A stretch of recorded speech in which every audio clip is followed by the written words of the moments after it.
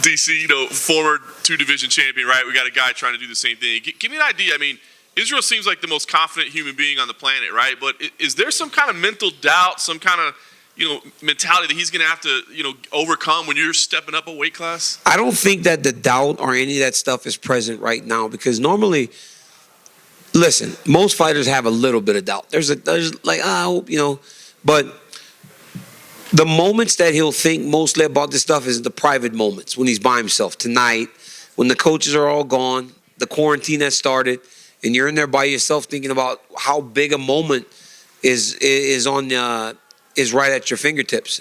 So he is confident. This is a guy that doesn't doubt himself much, but this is a big ask, man. And it's in those quiet moments, though. Tonight when it's 11:30, 12, you can't sleep, knowing that you have a full day. Middle of the day tomorrow, after you get up, before you head to the arena.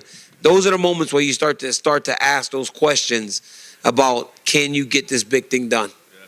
How about physically, once the fight starts, right? I mean, how different do human beings feel in different weight classes? I mean, do you notice it right away? Like, oh my God, this dude's way stronger than anybody I've been fighting. Well, it's to the person, right? Because for me, Stipe wasn't all that big. I might have weighed more than him the first time we fought. So you feel the difference in the power, right? You could tell they punch a little harder when you're used to something.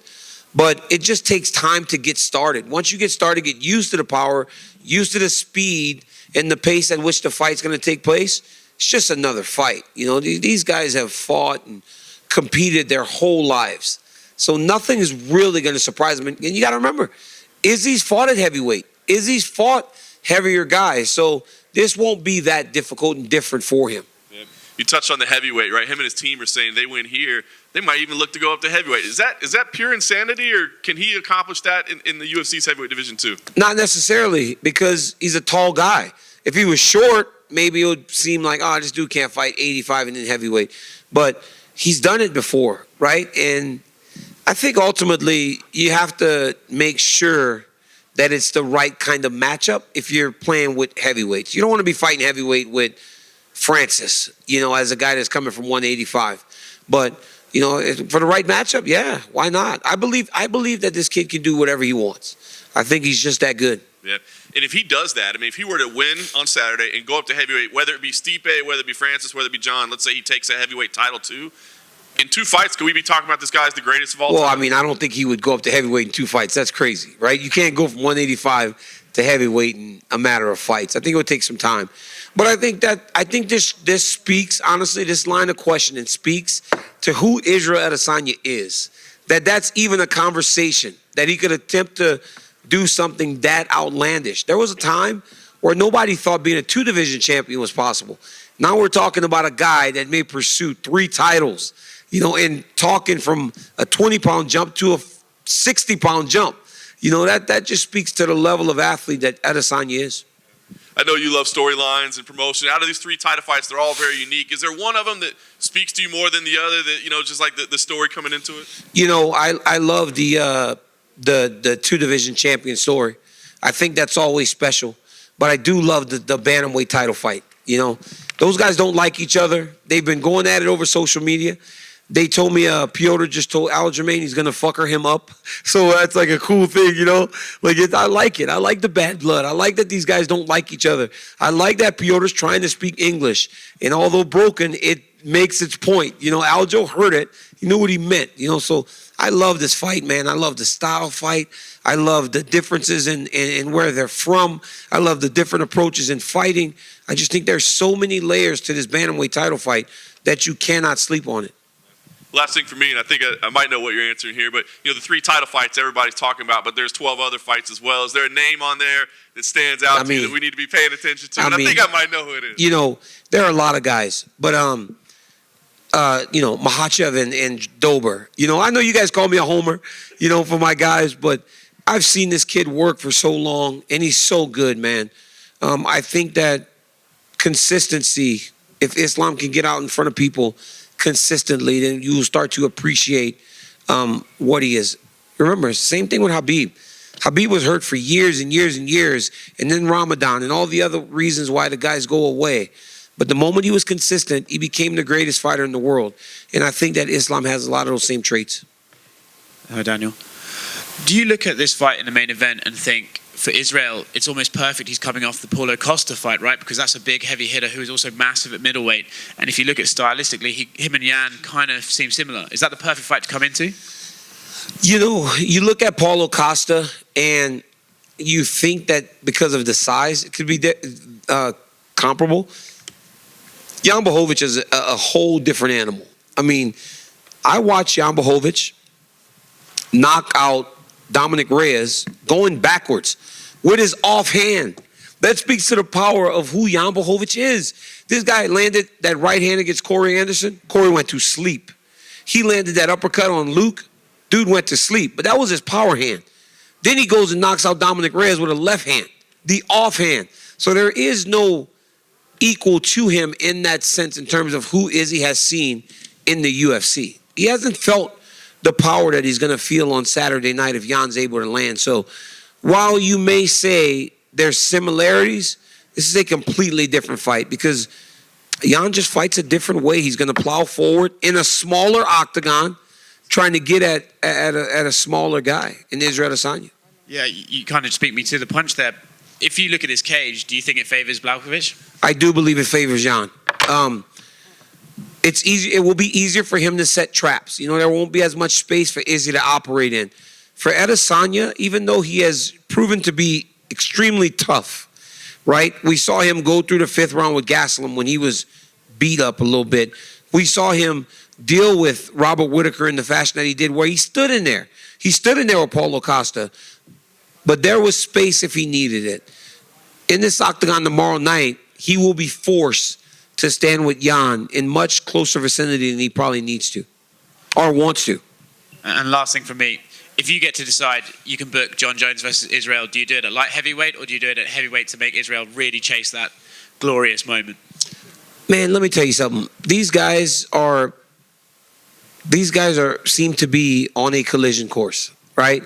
I know what that feels like. You know, I know what Izzy feels. It's frustrating. You want to get your hands on the guy. But ultimately, if you're Team Adesanya, you don't give him all the advantages, right? You make him, if he's gotten so big, you make him come back down, right? We didn't fight at heavyweight when I was undefeated. He said it, and I did it. Come down to me. If you're going to talk so much, come down to me. So I went down to the weight class that he was performing in. Izzy needs to make sure that he doesn't give any of the advantages. And he won't. He's smart. His team's smart. He's going to fight him on his terms.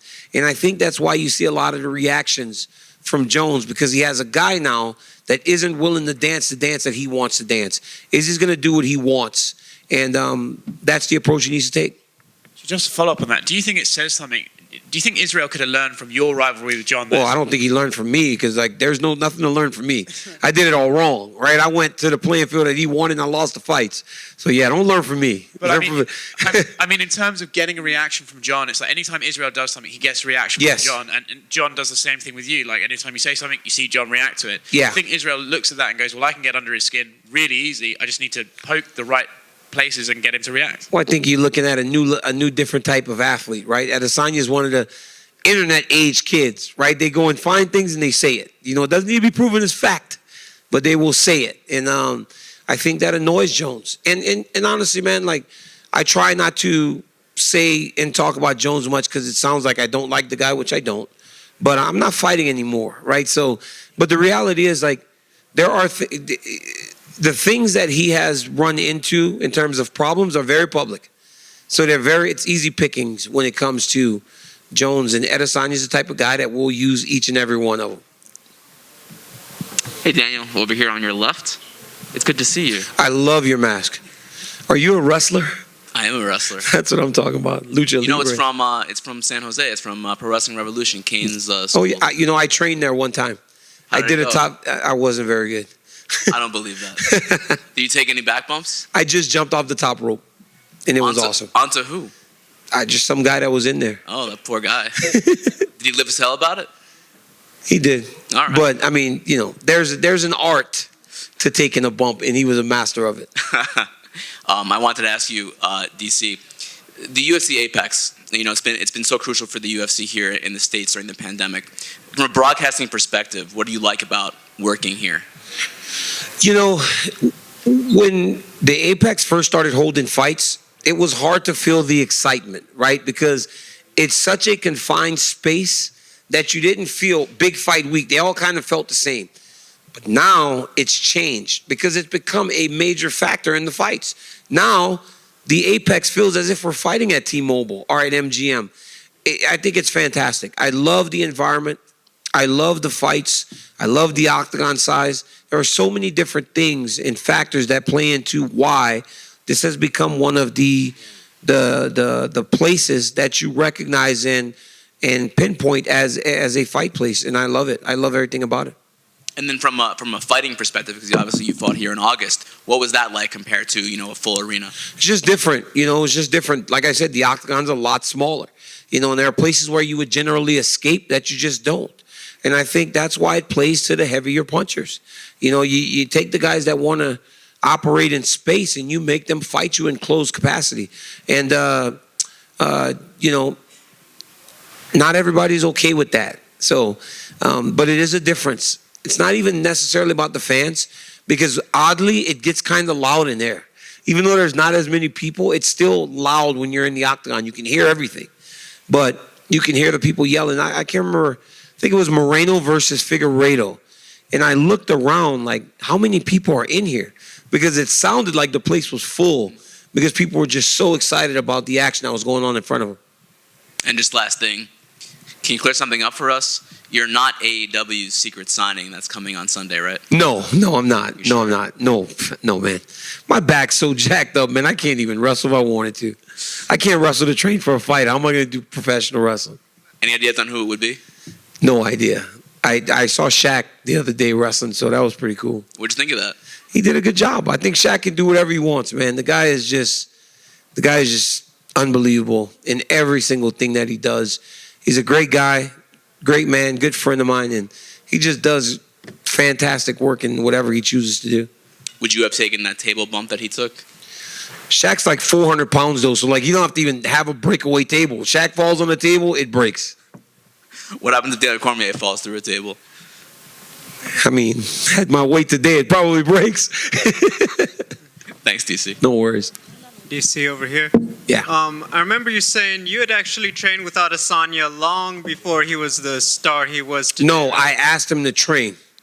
I sent him a message. Rashad Evans put Adesanya and I in contact when I was going to fight Jones. Just before Izzy was the man. They said, Rashad's just like a very smart guy. He goes, there's a kid named The Last Stylebender, not in the UFC yet. You should reach out to him and see if he'll give you some sparring. And then initially I reached out to the guy. Me and Izzy started going messaging back and forth. And although not even in the UFC yet, and maybe his first fight, he didn't come though because he anticipated at some point fighting Luke Rockhold, right? So he had the forethought to not put himself in a situation where Luke would have eyes on him every single day. So I needed him, but he just had forethought. He was like, you know what? Down the line, I'm going to be in the championship picture, and I may see Luke Rockhold, so it's not best for me to go there, which is crazy because you're the champion asking a kid to come and train, and he was like, you know what? I'm going to be the champion one day, so I don't want to give away my secrets. It was great. You obviously meet a lot of people doing the commentary, probably coming through AKA. When you first meet a guy like Israel Adesanya, do you sense that, you know what? This kid is special compared to the many you meet? Some people have it.